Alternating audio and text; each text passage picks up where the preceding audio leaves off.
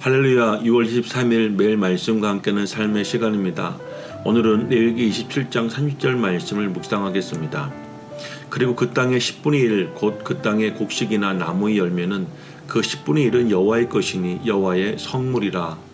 성경에는 하나님의 것 또는 여호와의 것이라고 선포된 것들이 있습니다.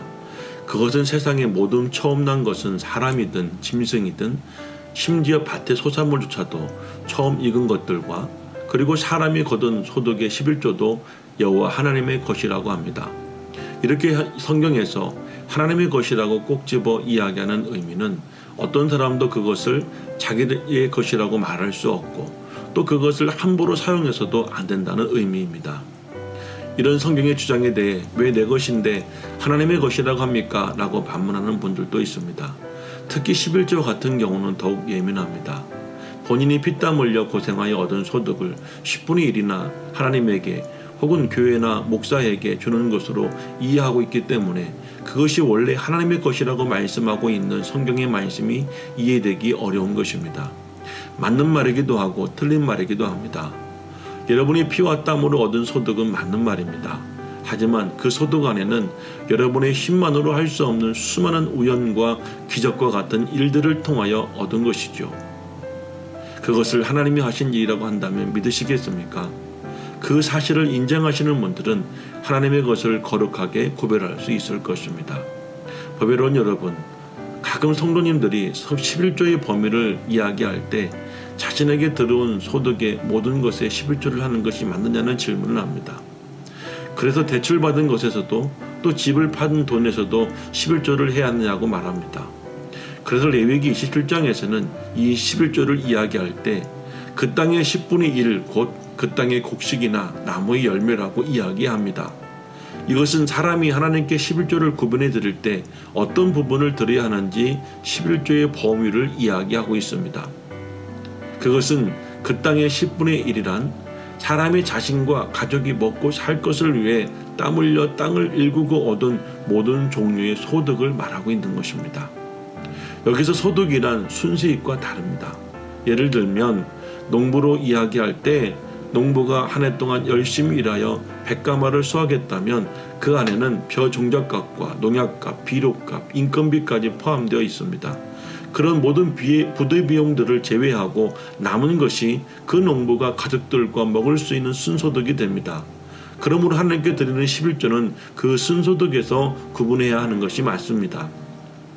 자영업자는 매출과 여러가지 공과금, 비용, 인건비 등을 계산하고 남은 것이 순수한 소득이 되므로 그곳에서 11조를 구분해야 하며 회사원들은 월급에서 교통비와 그 모든 재반 비용을 제외하고 난 뒤에 그 소득에서 11조를 구분해야 합니다. 그러므로 소득이란 그 사람이 생계를 유지할 수 있는 그 자체와 연관된 것이며 거기서 11조를 드린다는 의미는 자기의 삶이 자신의 능력이나 힘만으로는 살 수 있는 것이 아니라 하나님의 은혜가 개입되어져야만 살 수 있음을 고백하는 의미가 담겨져 있어야 합니다. 그렇다면 11조가 순소득에서 드려지는 것이라면 하나님을 예배하는 날에도 나가서 일해서 얻은 것도 11조가 될 수 있을까요? 그렇지 않습니다. 11조의 조건이 여러 가지지만 역시 충족되어야 할 조건은 6일 동안 일한 부분만 이어야 하는 것입니다. 성경의 원칙대로 하면 11조의 범위는 6일 동안 자신이 땀 흘려 일한 소득 가운데 11조를 구분해야 합니다. 그 말은 제7일째 되는 날은 안식일인데 이 안식일은 자신을 위해 일하는 날이 아니므로 자기를 위한 소득이 나올 수 없고 당연히 그곳에서 11조를 드릴 수 없다는 이야기가 됩니다.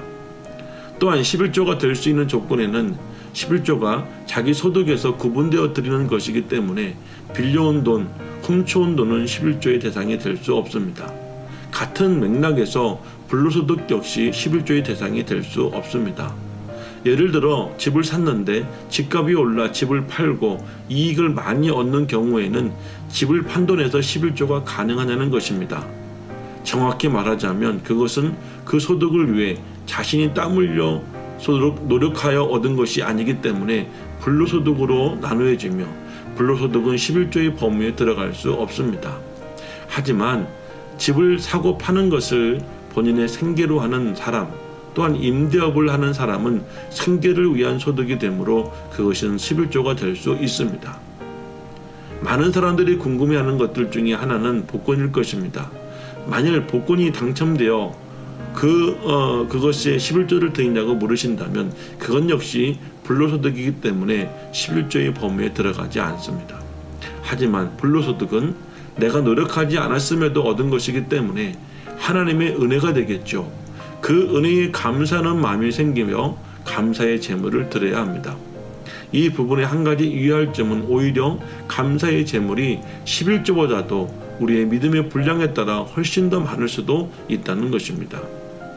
결론적으로 말하자면 이렇게 자기 소득에서 11조를 드리는 이유는 하나님이 공정하시고 공평하신 분이며 자비하고 또 사랑이 많으신 분이라는 것을 여러분의 신앙 가운데 드러내기 위한 것입니다.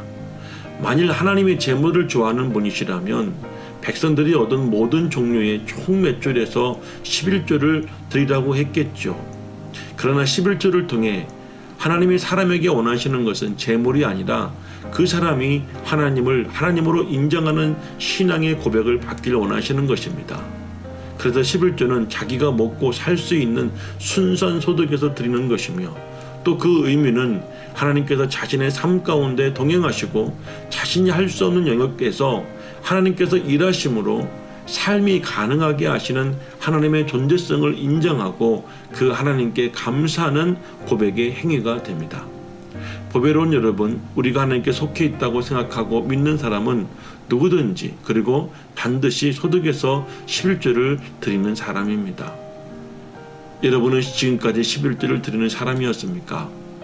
11조를 해야 되겠다는 생각을 먼저 하면 큰 부담이 되겠지만 여러분이 하나님께 속해 있고 하나님의 존재성을 인정하고 있다면 자진하여 즐거운 마음으로 11조를 드릴 수 있을 것입니다.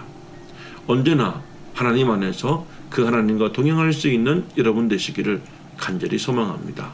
저는 예수님처럼 세상과 공감하는 교회 꿈의 교회 엄은식 목사였습니다.